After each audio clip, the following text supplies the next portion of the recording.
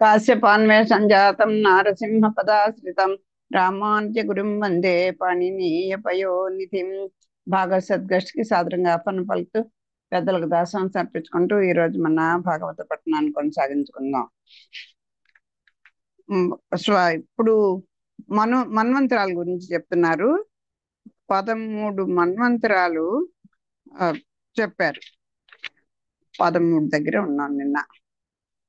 మరియు మరియు అట వచ్చు కాలంబున ఇంద్రసావర్ని 14వ మనువయ్యడి మనునందనులు ఉరు గంభీర వస్వాదులు రాజులను పవిత్ర చాక్షులను వారు దేవగణంబులను శుచి అనువారు ఇంద్రుండును అగ్ని బాహు శుచి శుక్ర మాగదాదులు ఋషులను అయ్యదురు అందు. ఆ తర్వాత రాబోయే కాలంలో ఇంద్రసావర్ని 14వ మనువు అవుతాడు. అతని కొడుకులు ఉరుగంభీరుడు వసువు మొదలైన వారు రాజులు అవుతారు. పవిత్రులు చాక్షుసులు దేవతలు అవుతారు. శుచి అనేవాడు ఇంద్రుడు అవుతాడు. అగ్ని బాహుడు శుచి శుక్రుడు మాగధుడు మొదలైన వారు సప్త ఋషులు అవుతారు. అర్థమైంది కదా మనకి.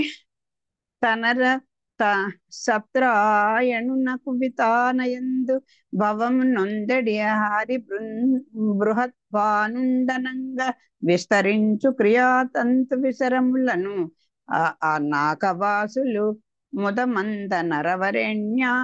అప్పుడు స్వామి ఆ కాలంలో విష్ణువు సత్రాయణునకు వితానకు బృహత్వానుడు అనే పేరుతో పుట్టాడు. దేవతలు సంతోషించేటట్లు క్రియాకలాపాలను పెంపొందిస్తాడు.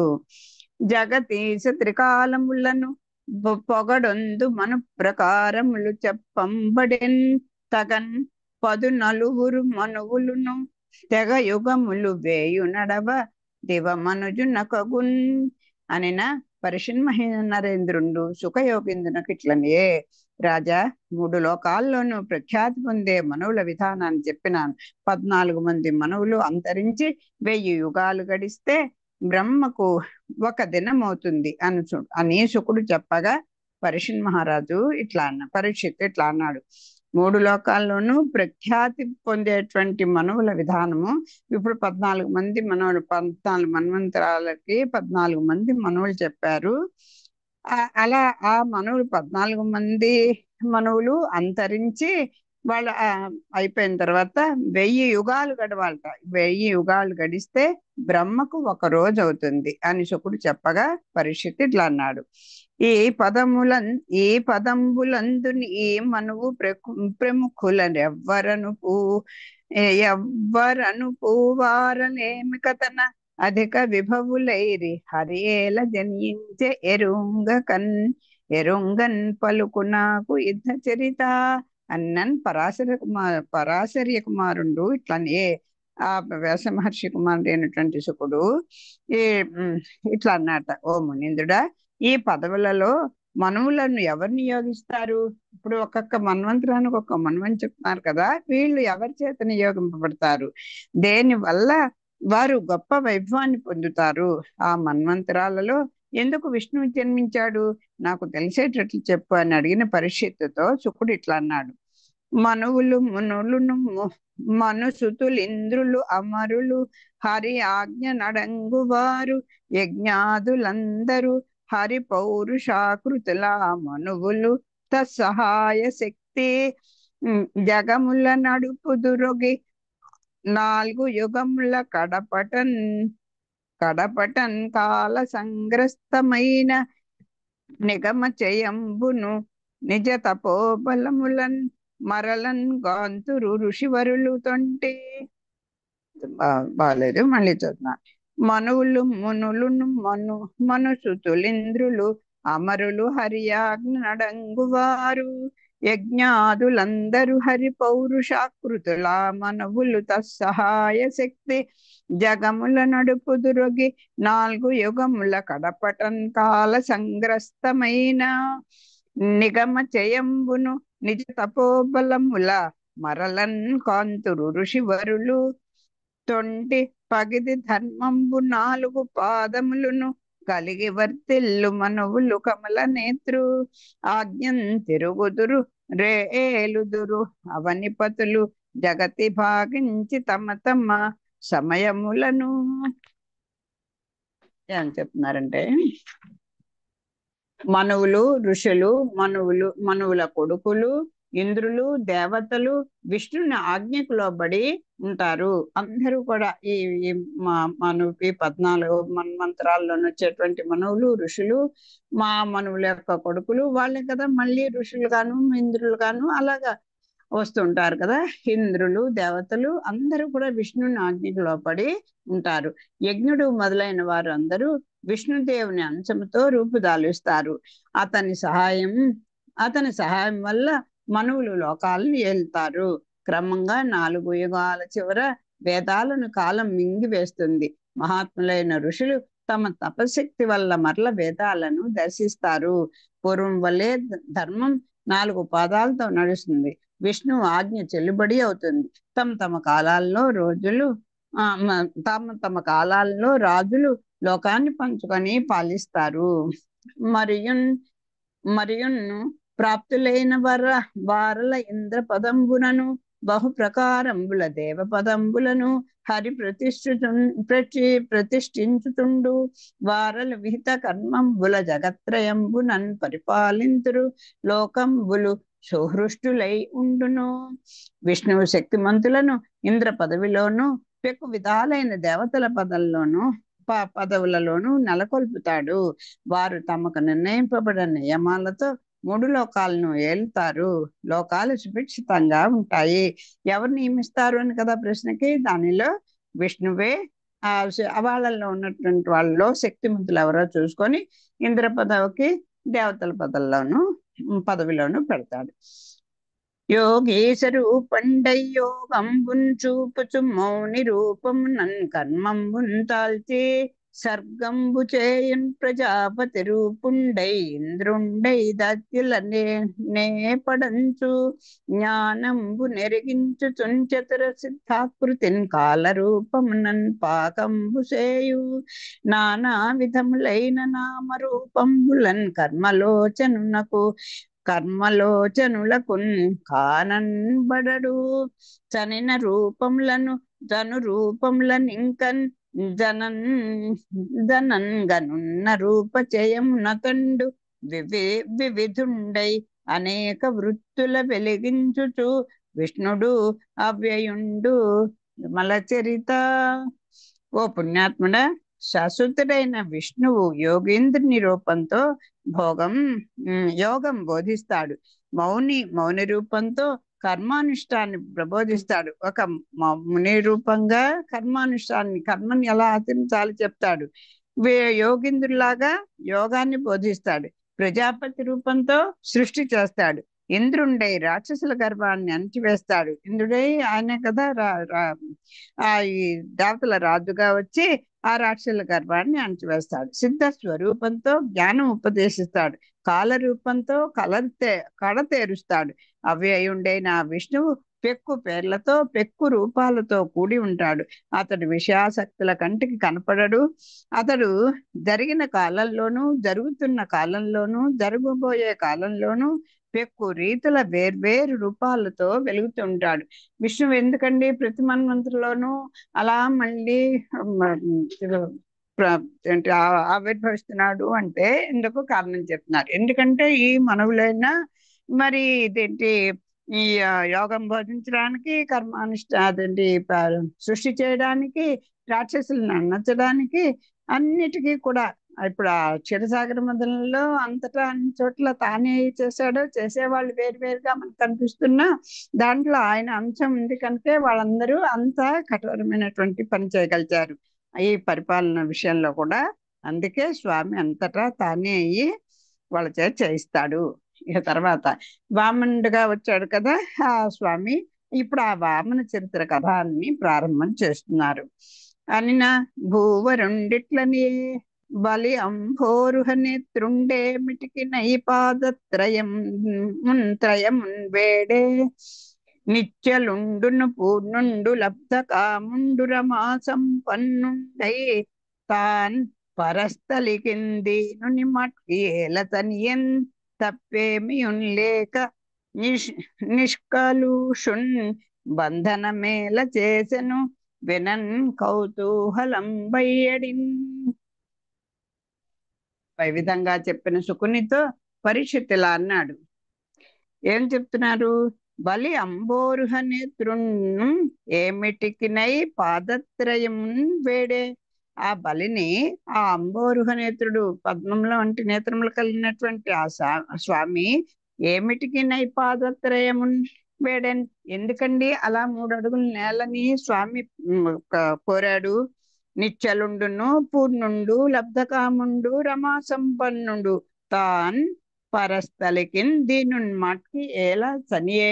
పోనీ ఎవరిని ఏమీ లేని వాడైతే, దిక్కు లేని వాడైతే, ఒక దిక్కు మొక్కు లేని వాడైతే, ఎటువంటి శక్తి లేని వాడైతే యాచనకు వెళ్ళొచ్చు. ఈయనకేంటండి, ఆ ఆ సమస్త లబ్ధకాముడు కదా. ఈయనకి ఏమిటటువంటి కోరుకోవాల్సింది కానీ, ఆయనకి కావాల్సింది కానీ, ఆయనకి లేనిది కానీ ఏమీ లేదు. హాయిగా నిశ్చలుడు, పూర్ణుడు, పరిపూర్ణుడు, లబ్ధకాముడు, అన్ని కోరికలు కూడా తీరినటువంటి వాడు. ఇంకా రమా సంపన్నుడు అంటే రమ అంటే లక్ష్మి, సంపన్నుడైన వాడు అంటే సకల మంగళకరముడు అయినటువంటి తాను పరస్థలికి దీన్ని మాటకి వెళుతుంది. ఎందుకంటే అంత దిక్కులేని వాళ్ళలాగా ఇంకో పరుడు దగ్గరికి వెళ్ళి వేరే చోటుకి వెళ్ళాడు. అసలు పోనీ వెళ్ళాడు. వెళ్ళిన వాడు యాచనకి వెళ్ళినప్పుడు అక్కడ తనకు కావాల్సింది అడిగి తీసుకొని వచ్చేయాలి కదా. ఏ తప్పు లేని, తప్పేమీ లేక నిష్కలుషుడు ఎవరు? బలిచక్రవర్తి ఏమి ఎప్పుడు స్వామి మీదకి పగ పెట్టుకోలేదు. తను ఓడిపోయినప్పుడు కూడా తను అంతేలే, జయాపజయములు ఎవరిది అనుకున్నాడు. నిశ్చలంగా వచ్చి కూర్చున్నాడు. తన ప్రక్రియను తను చేసుకుంటూ బతుకుతున్నాడు. అలాంటి వాడు నిష్కలుషుడు, అసలు ఏమి పాపం అనేది ఎరగనటువంటి వాడిని బంధనం ఎలా చేసే? అసలు ఎందుకండి బంధించాడు? వినన్ కౌతూహలం బయ్యడిన్. నాకు చాలా కుతూహలంగా ఉంది ఈ విషయం వినాలని. బలి నంభోరుహ నేత్రుడేమిటికి నైపాదత్రయిన్ వేడే. నిశ్చలుండును పూర్ణుండు లబ్ధకాముండు రమా సంపన్నుండై తాన్ పరస్థలికిందీను మాట్కి ఏల సనియన్. తప్పేమియుంలేక నిష్కలుషున్ బంధనమేల చేసెను వినన్ కౌతూహలం బయ్యడిన్. పై విధంగా చెప్పిన సుఖంతో పరీక్షిత్ ఇట్లా అన్నాడు. విష్ణువు పూర్ణ పురుషుడు, పూర్ణ కాముడు, నిర్వికారుడు, లక్ష్మీదేవితో కూడినవాడు. అటువంటి వాడు బలిచక్రవర్తిని ఎందుకోసం 3 అడుగులు అడిగినాడు? దరిద్రుని వలె ఇతరుల వద్దకు ఎందుకు పోయినాడు? ఏమీ తప్పు లేకుండానే పుణ్యాత్ముడైన బలిని ఎందుకు బంధించాడు? ఈ కథ వినాలని కుతూహలంగా ఉన్నది. ఈ విధంగా అడిగిన పరీక్షితుతో శుకుడు ఇట్లా అన్నాడు. శుకుల వారు చెప్తున్నారు. పురుహూతుని చేనొచ్చిపోయి భార్గవుల చే బలి ఎట్టకేల కుబ్రతికి వారి చిత్తంబురాన్ గొల్చి శిష్యుండై వర్తింప వారు అతని భక్తి వలన మెచ్చి విశ్వదిద్యాగంబు విధితోడంచే ఇంప భవ్య కాంచన పట్టబద్ధ రథము నాజులన్ బోలు హరులన్ కంఠీరవధ్వజము మహాదివ్య ధనువు పూర్ణతూణ యుగళంబున్ కవచంబున్ తొలుత హోమ పావకుండిచ్చే అమ్లాన పద్మమాల కలుషహరుండగు తన తాత కరుణను సంగిన్ సోమ సంకాస శంఖంబు శుక్రుడిచ్చే. బలిచక్రవర్తి ఆ దేవాసుర సంగ్రామం అయిపోయిన తర్వాత తిరిగి వచ్చిన తర్వాత శుక్రాచార్యుని వల్ల కొంచెం తేరుకున్నాడు. ఆ శుక్రాచార్యుడే ఈ రాక్షస మూకలందరినీ కూడా మళ్ళీ మృత సంజీవని విద్య చేత బతికించాడు కదా. అది మనం చెప్పుకున్నది. అయితే ఇప్పుడు ఆ శుక్రుని వల్ల అతను అప్పుడు ఏం చేశాడు? ఒక యాగాన్ని చేయించాడు ఆ శుక్రాచార్యుడు ఇతని చేత. బలిచక్రవర్తికి హోమాగ్ని నుండి బంగారు వస్త్రాలు కప్పిన రథము, బంగారు అది భవ్య కాంచన పట్టబంధ రథంబు, కాంచన ఉంటే బంగారం కదా, బంగారు వస్త్రాలు కప్పినటువంటి రథము, అర్కు అజులన్ పోలు హరులన్ కంఠీరవ ధ్వజము. అర్కుడు అంటే సూర్యుడు, సూర్యుని గుర్రాల వంటి అజులు అంటే గుర్రాల వంటి గుర్రాలు. సింహపు హరి అంటే సింహం, సింహపు పోలు హరులు అంటే జెండాలు, సింహపు జెండాలు. గొప్ప ఏంటి ధ్వజము గొప్ప విల్లు, సింహపు జెండా గొప్ప విల్లు. మహా దివ్య ధనువు అంటే గొప్ప విల్లు, అంప పొద్దుల జంట. కవచము కూడా పూర్ణ తోణయుగంబులు, అంబుల పొదుల యొక్క జంట. కవచము కూడా తొలుత హోమ పావకుండు ఇచ్చే. పుణ్యాత్ముడైనటువంటి తాతగారు అంటే ప్రహ్లాదుడు ఇచ్చాడు. ప్రహ్లాదుడు వాడిపోయినటువంటి ఒక పద్మమాలను కూడా ఇచ్చాడు. శుక్రుడు చంద్రుని వంటి తెల్లని శంఖాన్ని ఇచ్చాడు. సోమ సంకాశ శంఖంబు శుక్రుడిచ్చే. సోమ అంటే తెల్లని వంటి రంగు కలిగినటువంటి ఆ శంఖాన్ని శుక్రుడిచ్చాడు అని చెప్తున్నారు. ఆ యాగంలో ఇది బలిచక్రవర్తి యొక్క కథనం. ఇదిగో ఇలాంటి వాడు ఇలా హోమం చేసి ఆ హోమంలో ఇలాంటివన్నీ సంపాదించుకున్నాడు అంటే ఆ ముందర ఇంట్రడక్షన్ చెప్పాలి కదా. అతని బలి అసలు ఎలాంటి వాడు అని చెప్పడానికి ఈ విధంబున పాణియు రథయున్ కృపాణియున్ తోణియు ధన్వియును స్రగ్వి తురగియు దేహత్రాణియు దిత్కృత విమత ప్రాణియు మణి కనక వలయ పాణియు అగుచున్. పై విధంగా పాణియు అంటే బాణాలు, రథియు అంటే రథము, కృపాణియు అంటే ఖడ్గము, తూణియు అంటే అంబుల పొదులు, ధన్వియును అంటే ధన్వి అంటే విల్లు, ధన్వి అంటే ధనస్సు విల్లు, స్రగ్వి అంటే పూలదండ, తర్వాత తురగియు గుర్రాలు, దేహత్రాణియు అంటే దేహాన్ని ధరించేది అంటే ఏవి కవచాలు. ఆ కవచము అంటే ఇతరుల వల్ల ఇబ్బంది పడకుండా ఉండేటువంటి ఆ కవచము. ధిత్కృత విమత ప్రాణియు అదే అంటే పగవారి మీద పగ తీర్చుకోవాలనే కాదు. గుర్రాలు, కవచము, రత్నకచ సువర్ణ కంకణాలు, పాణియు మణి కనక వలయ పాణియు అగుచున్ అంటే రత్న ఖచ్చిత సువర్ణ కంకణాలన్నీ కూడా సంపాదించినాడు. అటుమ్మట పగవారిపై పగ తీర్చుకోనే వలనని నిశ్చయించినాడు. ఈ రకంగా ఉన్నాడు. ఇవన్నీ ఉన్నాయనికి. ఇంకా ఎవడైనా దండెత్తి వచ్చినా కూడా ఆయనకి ఏమీ ఇబ్బంది లేనట్టుగా అంత కవచాలు ఉన్నాయి. రత్న ఖచ్చిత సువర్ణ కంకణాలు, బాణాలు, రథాలు, ఖడ్గులు, అమ్మల పొదులు, విల్లులు, పూలదండలు, గుర్రాలు, కవచాలు అన్ని కూడా ఉన్నాయి. పగవారి మీద ఎలా అయినా సరే మనం పగ తీర్చుకోవాలి అని అనుకునే పట్టు మీద ఉన్నాడు. అందులో యజ్ఞం కూడా చేశాడు. ఆ తర్వాత ఆచార్య యొక్క దీన్ని కూడా పొందాడు. అంచేత కొంచెం గర్వంగా అందరినీ ఎలా అయినా పగవారి మీద దండెత్తాలి అనేటువంటి నిశ్చయం కలిగి ఉన్నాడు. పలు దానంబుల విప్రులంతనిపి తద్ భద్రోక్తులన్ పొంది పెద్దలకు మొక్కి విశిష్ట దేవతల అంతర్భక్తిని పూజించి నిర్మలుండు ప్రహ్లాదుని చేరి అంబ్రశిరుండై రాజద్రధారుండై వెలిగెన్ దానవ భర్త శైల శిఖరోద్వేలగ్ని ప్రభన్. ఆ బలిచక్రవర్తిట ఎలా ప్రకాశిస్తున్నట?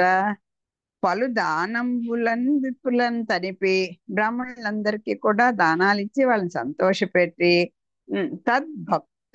భద్రోక్తులను పొంది ఆయన సుఖంగా ఉండు అంటూ మంగళాచరణాలు చేస్తారు కదా, మంగళాశీస్సులు అందిస్తారు కదా, వాటన్నిటిని కూడా పొంది పెద్దలకు నొక్కి పెద్దలకు నమస్కరించి విశిష్ట దేవతలను అంతర్భక్తిని పూజించి వాళ్ళ ఇలా వెళ్తుంటారు కదా ఆ దేవతలందరినీ కూడా ఎంతో నిండు భక్తితో పూజించి నిర్మలును ప్రహ్లాదుని నిర్మల మనస్కుడైనటువంటి తన తాతగారినటువంటి ప్రహ్లాదుని చీరి అంటే ఆయన దగ్గరికి వెళ్ళి నమ్రశిరుండే తల వంచి నమస్కారం చేసి రాజద్రధారుడుండై ఆ రథం మీద ఎలా ఉందది నిగనిగలాడేటువంటి ఆ రథం మీద కూర్చొని కొండ శిఖరాన ప్రచండంగా మండే కార్చిచ్చు వల్లే ప్రకాశించాడు.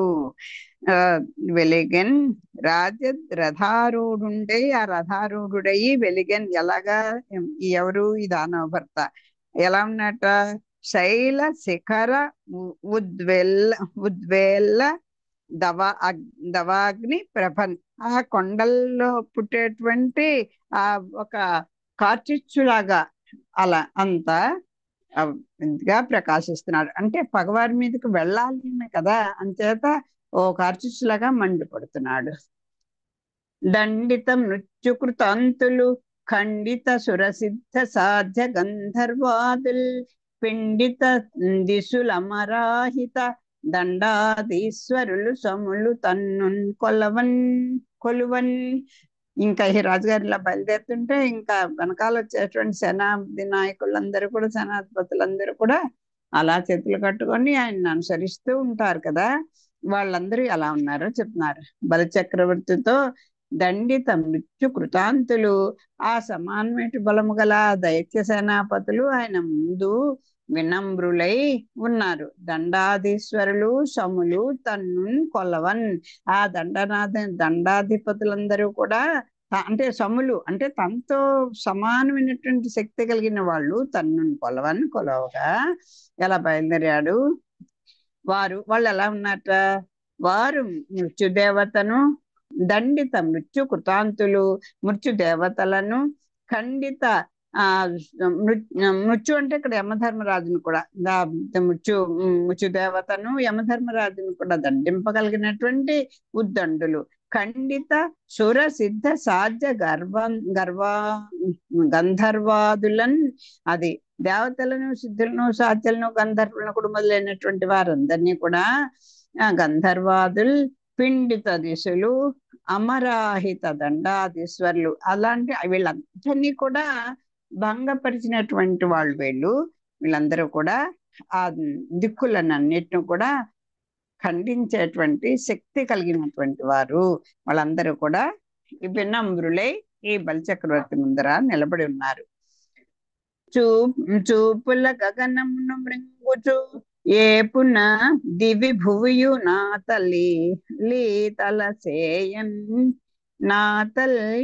తలసేయన్ రూపించుచు ధనుజేంద్రుండు ప్రాపించెను దివిజ నగర పదము నరేంద్ర.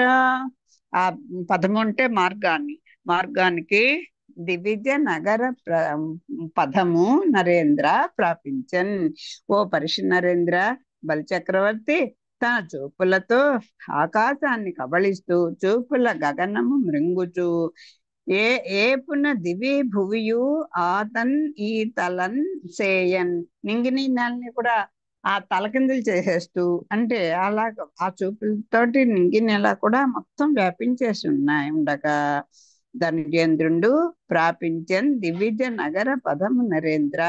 అలా ఏమైనా సరే దీనంతా కూడా తల్లకిందులు చేసేయాలి. ఈ విషయాన్నంతా భూమి ఆకాశము ఏది అని విభాగింపబడకుండా అంతా మొత్తం దానంతా కూడా ఏకం చేసి లయం చేసి పారేయాలన్నట్టుగా నింగి నల్ని కూడా తలకిందులు చేసేయాలి అని అనుకుంటూ పొంగిపోతున్నాడు. తనకున్నటువంటి సైనిక బలం అనుకోండి, తన ఆ యాగాల వల్ల యజ్ఞాల వల్ల దానాల వల్ల ఎంతో పుణ్యం సంపాదించుకున్నటువంటి ఒక గర్వం అనుకోండి, వీటన్నిటితోటి కూడా దేవతల రాజధాని మీదకి ఆ స్వర్గం మీదకి దండెత్తాడు బలిచక్రవర్తి. ఇట్లు బలవంతుండకు బలి సురేంద్రుని సాధింప సమకట్టి దండగమనంబు చేసి నిడుద పయనంబులన్ చని కనియన్ పుణ్యజనౌకమున్ విగత రోగ స్వప్న పీడన్న ఖాదన్న సంకోచమున్ పుష్ప పల్లవ ఫలోద్దామద్రుమానీకమున్ స్వనితోద్ధూత పతాకమున్ ప్రవిచరద్వైమానికానీకమున్ ఘన గంగాచరిలైకమున్ మఖవయుక్త శ్రీకమున్ నాకమున్. ఆ దేవుని యొక్క రాజధాని ఎలా ఉందో చెప్తున్నారు. ఇదేని కనియన్ చూశాడు. ఎలా శ్రీకమున్ నాకమున్ ఆ ఆ దేవుని యొక్క రాజధానిని చూశాడు. పుణ్య జనౌకమున్.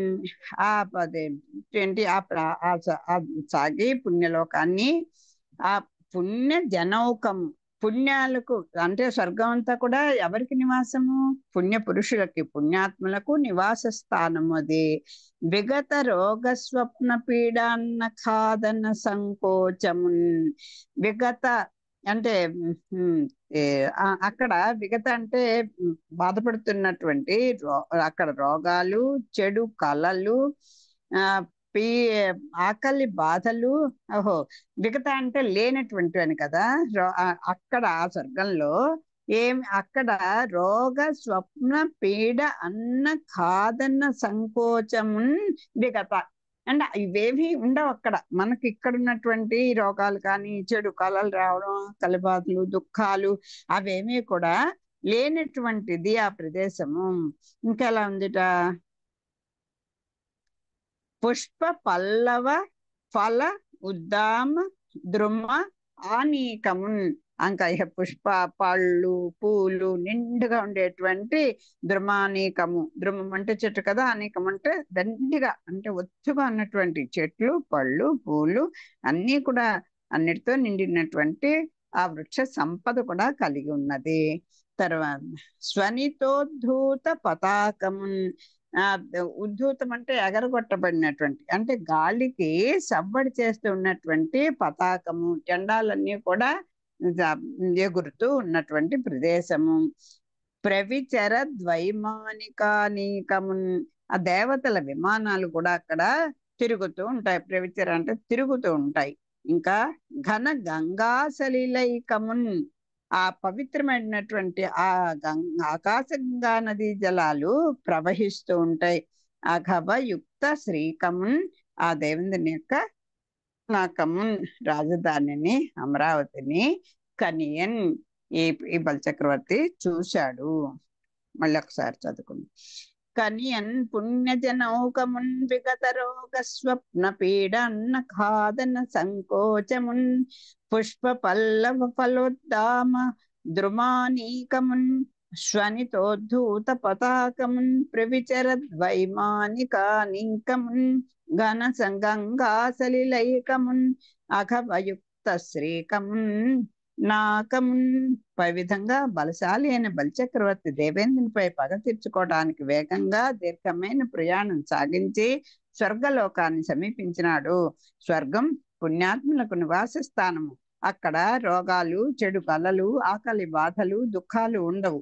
అక్కడ పూలు పండ్లు నిండుగా ఉండే చెట్లు దండిగా ఉన్నాయి. గాలికి సవ్వడి చేస్తూ జెండాలు ఎగురుతూ ఉంటాయి. దేవతల విమానాలు తిరుగుతూ ఉంటాయి. పవిత్రమైన ఆకాశ గంగా నదీ జలాలు ప్రవహిస్తూ ఉంటాయి. అది దేవేంద్రుని రాజధాని. ఇంకా తర్వాత అదే ఆ పట్టణాన్ని గురించేనేమో 2 పేజీల వచనం ఉన్నది. చూద్దాం, చదివినంత వరకు ప్రయత్నం చేస్తాను. కానీ రక్కసుల 2 వెక్క సంబై చాల్పుగల వేల్పుల నెలవు దరియంచొచ్చి చెచ్చెర ముందటి కించని చని చని ముందట నడపడక మొన్న మోపి చిగురుతో తలిరాకు జంపంబున మొగుడు మొగ్గ అరవిరి నెరవిరి గుత్తి పిందె పూపదోరగాయ పండు గెలల తండంబుల బ్రేగు లాగలేక ముంగి బీంకి వేంబ్రేకలకు మ్రాకుల ప్రోకలకున్ బేటలగు పెందోటలును తోటల గాటంబులై ఇవ్వటిల్లు మవ్వంపున్ క్రొవ్విరులకున్ కవలు నివ్వక కసి మసలు గలిగి ముసరు కొసరి పోని తేనియలావి విసరు గలిగి మసరు కవిసి క్రొవ్వి రెమ్మ కొని జుమ్మనుచు జంజాటించుచు తేంటి దాటు వడక నాటుకొని కూడి జోడు వీడక క్రొమ్మావుల కమ్మని కొమ్మల నిమ్ముల ముసరి పసిమి గల్ల కిసలయమ్ములు వసంగంగ మెసంగి కిసరు వడక కసరు చెడి బిట్టు రట్టడి తనంబు మించి కరాళించు కోయిలెల మొత్తంబులై చిత్తంబులు మత్తంబులు గంతత్తరంబు నంతియ్యని పండ్లకు కొయ్యంబులు నేసి చెయ్యన ఎసరేంగి వేసంబులు గొని వాసికెక్కి పలు బాసలాడు బహు ప్రకారంబులకు కీరంబులకు సరి గడచి మింటినంట ఎగసి పెట్టలన్ బట్టి చీరి ఇట్టట్టున్ జనక నెట్టుకొని నెలవుల వ్రాలుచు ఎంపుగల రవంబులు కలుగు కలరవమ్ములును కలరవంబు లలరం కొలంకుల కలంకులన్ కడంకలన్ ప్రియల నిడుకొని క్రమ్మి దొమ్మి చేసి ఎలదమ్మి తోడుల వాడులగు చెంచువులంచించి మిక్కి జొక్కి మిక్కిలి కలంకలంబడుచు అలబలంబులు చేయక కలహం చంబులును హంసరుచి జనిత వికసనముల విక నగుచున్ పసగలిగి మిసమిస మెరచు పసిడి కెందంబులిందిరా మందిరంబుల చందంబులుగా అందంబులకు కొలంకుల కరళ్ళన్ తడిసి వడంకుచు అల్లి బిల్లులు కొని సాగిన తీగ ఇండ్ల గండ్ల యూరములందోరములు చెడి పలు విరుల కమ్మ వలపుల వేగునందూరలేక ఈడిగలన్ గాడ్పుల వలన నెగసి గగనమున విరిసి వలువ వన్నెలన్ చన్నగు మేలు కట్టున్ పుట్టంబులన్ తెరంగున దట్టంబులైన కుసుమ పరాగంబుల సరాగంబుల గువ్రంతల చెంతల గుంపులు కొని గరిక లంపుదిని మంపులుగొని పెళ్ళు నెమర్లు వెట్టుచు నొదుంగుల పొదుంగుల గదల వాడల జాడలన్ పరుగులిడు దూడల క్రీడల వేడుకన్ కూడుకొని ఎండ్ల వాకిళ్ళ కుంచేరి పౌరుల కోరికల కనుసారి కలగుచు అమృతంబు కురియు కామధేనువులకు నిలువ నీడలగుచు అడగిన జనంబులకు ధనంబులును ఘనంబుగన్ పుడుకు కల్పతరువుల పల్లవ మంజురులన్ కుంజరులకు విరచి ఇచ్చుచు మచ్చి కలకలిమి నిచ్చ మెచ్చుచున్ కృతాక గిరుల చరుల సిరుల నడరు పడతులన్ నడలకు గురువులగుచు మెరయు గురువుల నొత్తరించు మత్తేభంబులును నిభల సరస నొరసి కొని పరుషధనములడలి సుకరములగు మకర తోరణ స్తంభంబుల చేరువ నిలచి చెరకు విలుతుండొర వెరకిన బడిదములగు నవకంబు మెరుంగు నంజిగురుడ చదిదముల తరంగున నిలుకడ సంపదలు గలుగు శంపల సొంపునన్ కరచరణాది శాఖలు గల చంద్రరేఖల పోడి